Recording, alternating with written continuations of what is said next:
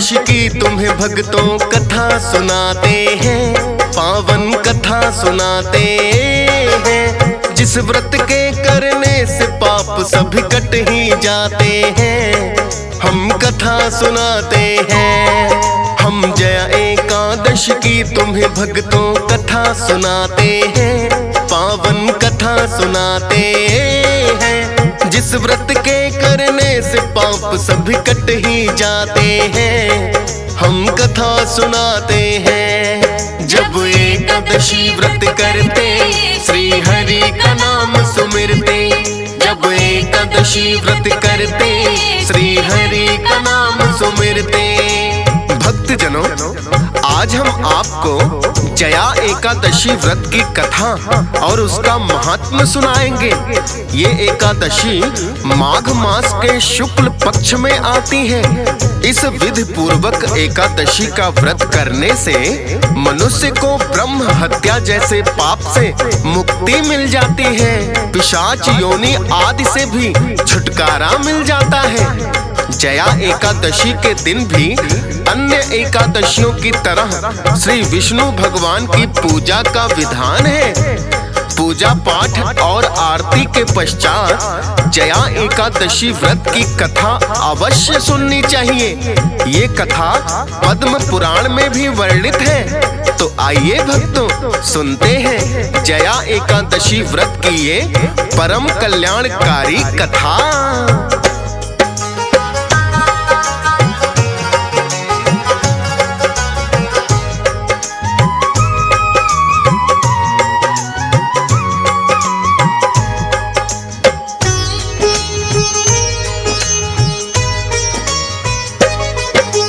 पद्म पुराण में भी इस कथा का भक्तों वर्णन है। युधिष्ठिर को जब कथा सुनाते खुद श्री कृष्ण है। एक समय धर्मराज युधिष्ठिर उनके पास है आए। कहने लगे जया एकादशी मुझको कथा सुनाए।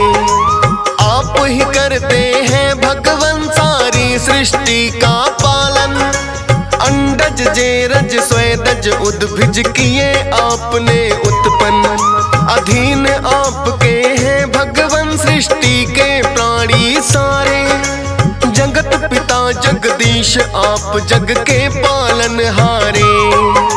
हम पांडवों को सच्चाई की राह दिखाते हैं, पावन कथा सुनाते हैं। जिस व्रत के करने से पाप सभी कट ही जाते हैं, हम कथा सुनाते हैं। जब एकादशी व्रत करते, श्री हरि का नाम सुमिरते। जब एकादशी व्रत करते, श्री हरि का नाम सुमिरते।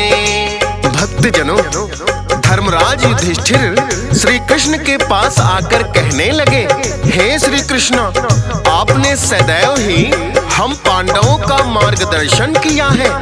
मैं जानता हूँ आप ही जगदीश हैं। सृष्टि के समस्त जीव आपके अधीन हैं। आप सब जीवों को उत्पन्न करने वाले हैं और पालन करता भी हैं। आपकी मर्जी के बिना इस संसार में पत्ता भी नहीं हिल सकता। हमारा सौभाग्य है कि आप हम पांडवों के सदैव हितैषी रहे हैं। आपने हमें अनेकों ही ज्ञानवर्धक कथाएं सुनाई हैं। कृपा करके जया एकादशी की व्रत कथा हमें सुनाएं।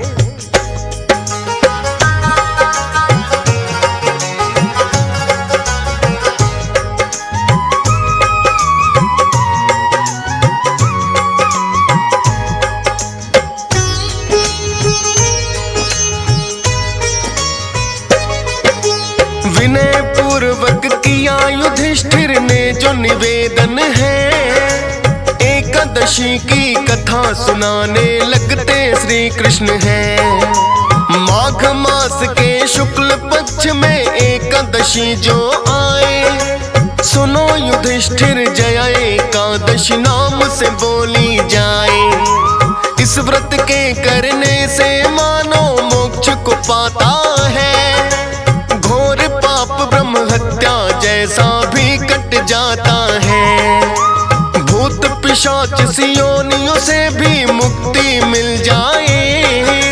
विधि विधान से जया एकादशी व्रत को जो भी निभाए, समस्त पाप कर्मों से वो मुक्त हो जाते हैं।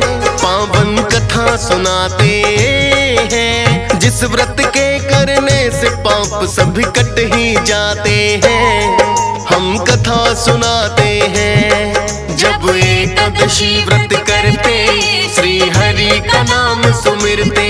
जब एकादशी व्रत करते, श्री हरि का नाम सुमिरते। भक्तजनों, श्री कृष्ण धर्मराज युधिष्ठिर को जया एकादशी व्रत का महात्म वर्णन करते हुए कहते हैं, हे युधिष्ठिर, जया एकादशी व्रत करने से जाने अनजाने में किए गए सभी पाप नष्ट हो जाते हैं और मानव को मोक्ष की प्राप्ति होती है। इस व्रत का फल ऐसा कल्याणकारी है कि पिशाच आदि अधम योनि से मुक्त होकर परम पद को प्राप्त करता है। अब मैं तुम्हें पद्म पुराण में वर्णित एकादशी व्रत कथा सुनाता हूँ। जो भी एकादशी के व्रत का पालन करते हैं, उसको यह कथा अवश्य श्रवण करनी चाहिए।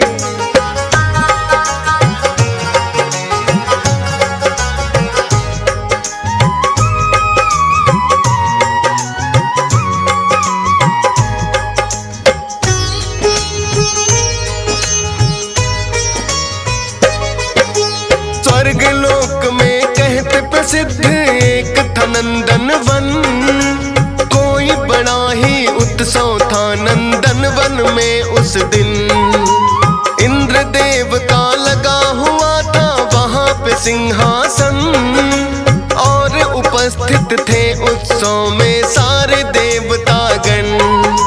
नृत्य कर रही थी उत्सव में कुछ गंधर्व कन्याएं, और आने को गंधर्व मिलकर मधुर संगीत बजाए। जिनमें पुष्पावती नामक एक गंधर्व कन्या थी, और एक गंधर्व कुमार था माल्यवान है वही।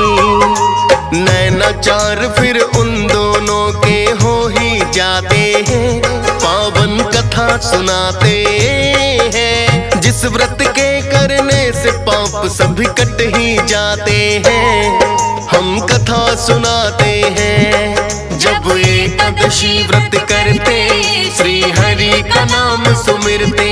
जब एकादशी व्रत करते, श्री हरि का नाम सुमिरते।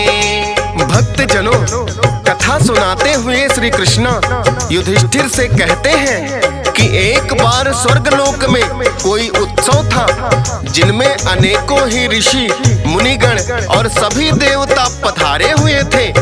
नंदन वन में ये उत्सव मनाया जा रहा था, जहाँ देवराज इंद्र का भी सिंहासन लगा हुआ था।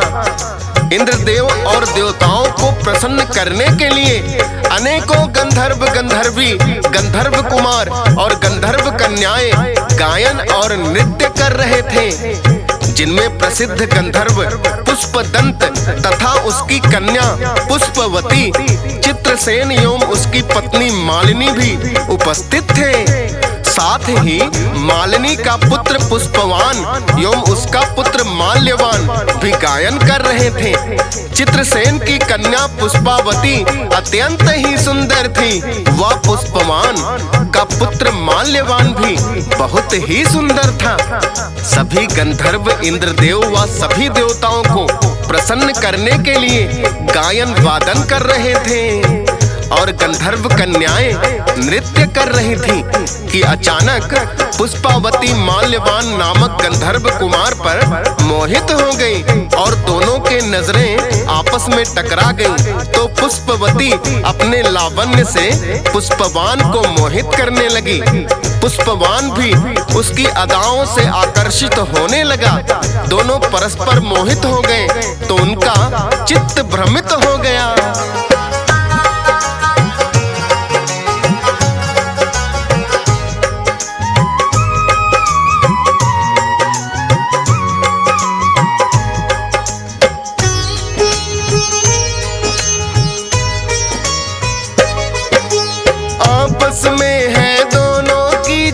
नजरें टकराई। नृत्य ठीक से पुष्पवती तो नहीं है कर पाई। माल्यवान का भी तो कुछ ऐसा ही हाल हुआ। गायन वादन दोनों में वो सुर से भटक गया। इंद्रदेव को उनका प्रेम तो समझ आ गया है। सुर और ताल परस्पर जिसके कारण भटका है। नृत्य और गायन से जब भटका है उनका ध्यान, इंद्रदेव ने समझ लिया है उसे अपना अपमान। अत्यंत ही क्रोधित वो दोनों पर हो ही जाते हैं। पावन कथा सुनाते हैं, जिस व्रत के करने से पाप सभी कट ही जाते हैं। हम कथा सुनाते हैं, जब एकादशी व्रत करते, श्री हरि का नाम सुमिरते।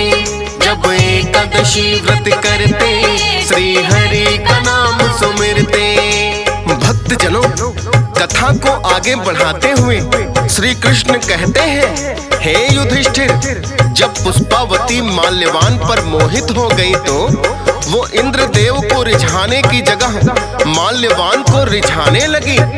माल्यवान भी उसके सौंदर्य को निहारने लगा, जिससे दोनों का ध्यान गायन वादन से भटक गया।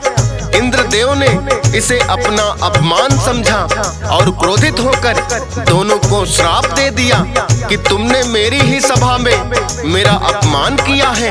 गंधर्वों का काम गायन और वादन से देवताओं को रिझाना है, जिससे तुम भटक गए और एक दूसरे को रिझाने में लग गए।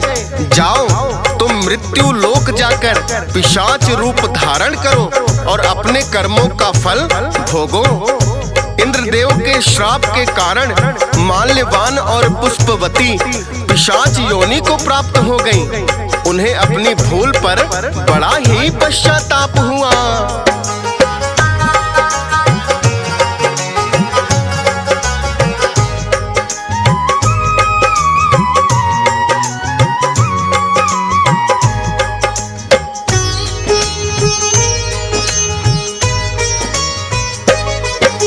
श्राप दे दिया इंद्रदेव ने, व्यर्थ नहीं जो जाए। गंधर्व योनि को छोड़ पिशाचिक योनि में चले आए। अपनी भूल पर उनको बड़ा ही पश्चाताप हुआ। पिशाच योनि में दुख पूर्वक जीवन है व्यतीत किया। गंध रस स्पर्श आदि भी नहीं रहा है ज्ञान। आके हिमालय पर्वत पर दुख भोगने लगे महान। शीत लहर पर्वत पर उनको बड़ा सताती है। बजने लगे दांत, निद्रा भी ना उन्हें आती है। ऐसे दुख जिसे सुन के रोंगटे खड़े हो जाते हैं। पावन कथा सुनाते हैं, जिस व्रत के करने से पाप सभी कट ही जाते हैं। हम कथा सुनाते हैं, जब एकादशी व्रत करते, श्री हरि का नाम सुमिरते। जब एकादशी व्रत करते, श्री हरि का नाम सुमिरते। भक्त जनों, श्री कृष्ण आगे युधिष्ठिर को बताते हैं कि हे युधिष्ठिर, पुष्पवती और माल्यावन को अपने कर्मों का फल भुगतना पड़ा। जब इंद्रदेव ने उन्हें पिशाच योनि में गिरने का श्राप दे दिया तो वो दोनों ही पिशाच योनि में आकर हिमालय पर्वत पर अति दुख पूर्वक जीवन व्यतीत करने लगे। जहाँ अत्यंत ही शीत का मौसम चल रहा था, मारे ठंड के उनके दांत किटकिटाने लगे। एक दिन माल्यवन पुष्पवती से कहने लगा, हे प्रिय, हमारी एक भूल के कारण न जाने कितने वर्षों तक इस पिशाच योनि में रहना पड़ेगा। इससे अच्छा तो नरक के दुख भोगना था। यहाँ ना ही पेट भरने को पर्याप्त भोजन मिलता है, ना ही शीत से बचने का कुछ उपाय है। कभी कभार कुछ रूखे सूखे फल मिल जाते हैं, ना जाने कब तक हमें इस अधम योनि में रहना पड़ेगा।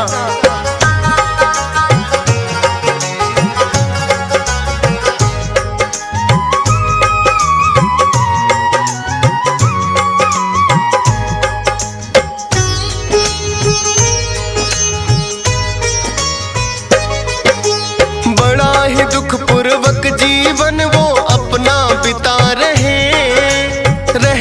कर जो भूल हुई थी बड़े पछता रहे।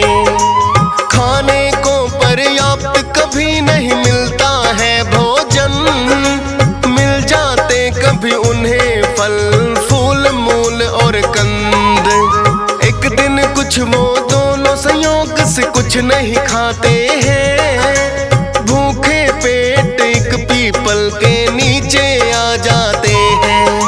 दैव योग से उस दिन जया एकादशी थी युधिष्ठिर, अनजाने में एकादशी का व्रत लिया है कर, जिसके कारण उनके पाप सारे कट ही जाते हैं। पावन कथा सुनाते हैं, जिस व्रत के करने से पाप सभी कट ही जाते हैं। हम कथा सुनाते हैं, जब एकादशी व्रत करते श्री हरि का नाम सुमिरते। जब एकादशी व्रत करते श्री हरि का नाम सुमिरते। भक्तजनों, श्री कृष्ण कहते हैं, हे युधिष्ठिर, एक दिन संयोग से उन्हें कुछ भी खाने को नहीं मिला। भूख और शीत के मारे उन्हें रात भर नींद भी नहीं आई। दैव योग से वो दिन जया एकादशी का था। भूखे रहने से उनको व्रत का फल प्राप्त हुआ और रात को नहीं सोने के कारण उन्हें जागरण का फल प्राप्त हो गया, जिसके कारण उनके सभी पाप कट गए और श्री हरि विष्णु ने उन्हें साक्षात दर्शन दिए तथा फिर से गंधर्व और अप्सरा की देह धारण कर सुंदर आभूषणों से अलंकृत होकर स्वर्गलोक को प्रस्थान कर गए।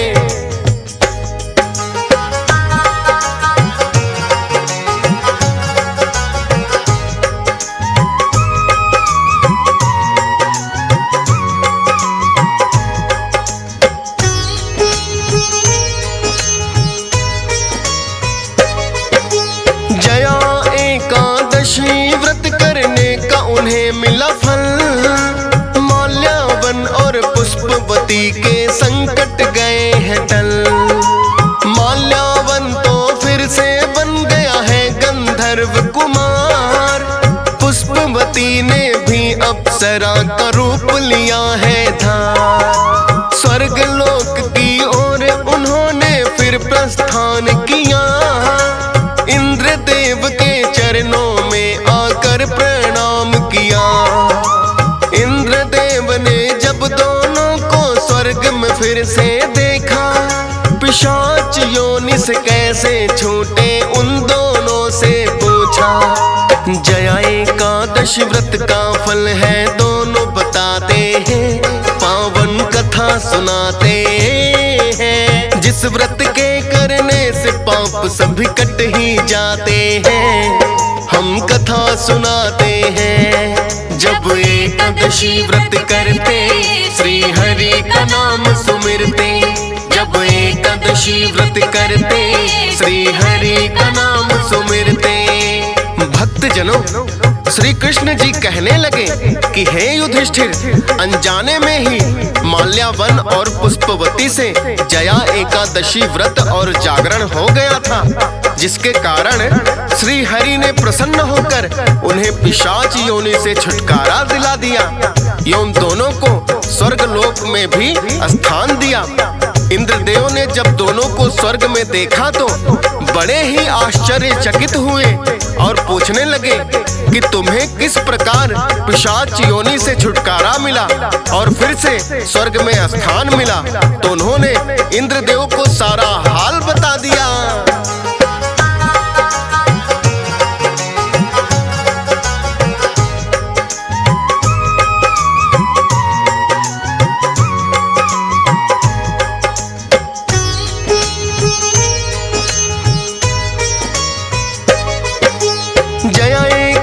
एकादशी व्रत का फल कुछ ऐसा ही है युधिष्ठिर। बड़े बड़े पापी जो इस व्रत को है लेते कर, महापाप से भी उनको मिल जाती है मुक्ति। जया एकादशी व्रत में होती है तो इतनी शक्ति।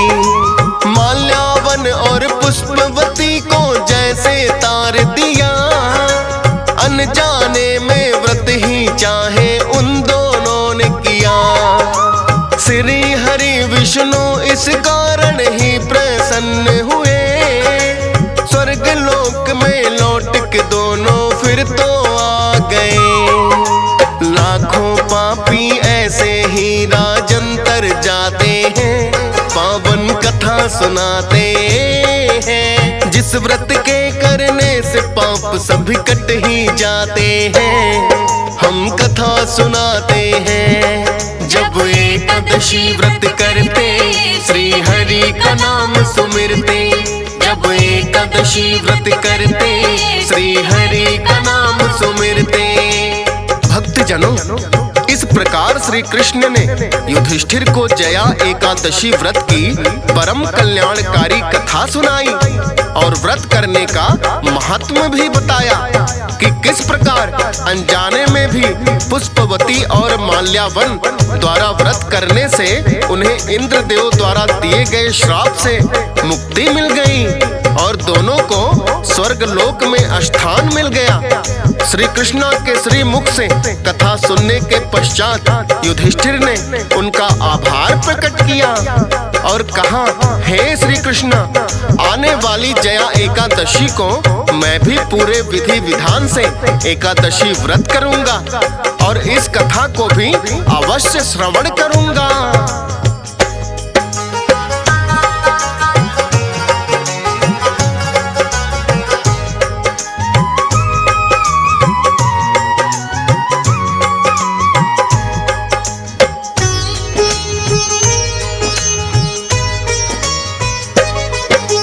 श्री कृष्ण ने जया एकादशी की कथा सुनाई। पद्म पुराण में वर्णन मिलता है भक्तों इसका ही। एकादशी का व्रत करके श्री हरि कृपा को पाइए और व्रत करने वालों को कथा ये सुननी चाहिए। एकादशी का व्रत जो श्रद्धा भाव से करते हैं, हरि कृपा से वो भव सागर पार उतरते हैं। सुनता सभी कथाएं अक्सर हंस राज रलहन, फौज सुरेश बिहरि चरणों में करता है वंदन। डीएस पाल तो श्री हरि की महिमा गाते हैं, पावन कथा सुनाते हैं। जिस व्रत के करने से पाप सभी कट ही जाते हैं, हम कथा सुनाते हैं। जब एकादशी व्रत करते, श्री हरि का नाम सुमिरते। जब एकादशी व्रत करते, श्री हरि का नाम सुमिरते।